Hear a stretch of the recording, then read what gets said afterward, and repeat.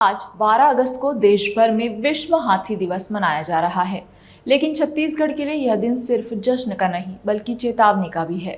कभी सरगुजा क्षेत्र को हाथियों का स्वर्ग कहा जाता था, मगर आज यहाँ इंसान और हाथियों के बीच संघर्ष लगातार बढ़ रहा है। राज्य में करीब 350 हाथी हैं, जो मुख्य रूप से कोरबा, सरगुजा और रायगढ़ में पाए जाते हैं और यही इलाके संघर्ष के हॉटस्पॉट बन चुके हैं। राज्य में कभी एलिफेंट सफारी की घोषणा हुई थी ताकि संरक्षण और पर्यटन दोनों को बढ़ावा मिल सके, लेकिन आज तक इसका कोई आधिकारिक अपडेट सामने नहीं आया।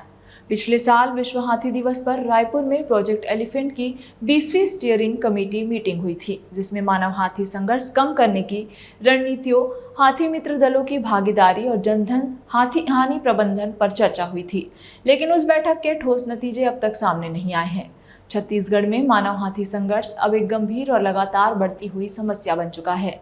पिछले 11 सालों में करीब 600 हाथियों के हमलों में अपनी जान गंवा चुके हैं और हालत ये है कि सिर्फ पिछले हफ्ते में ही 7 लोगों की मौत हो चुकी है। राज्य में हाथियों की आबादी बीते 2 दशक में 2.5 गुना बढ़कर अब 359 तक पहुंच गई है, लेकिन संरक्षण और नियंत्रण के नाम पर करोड़ों रुपए खर्च होने के बावजूद नतीजे ना के बराबर है। विश्व हाथी दिवस हमें याद दिलाता है कि ये धरती सिर्फ इंसानों की नहीं, हाथियों की भी है।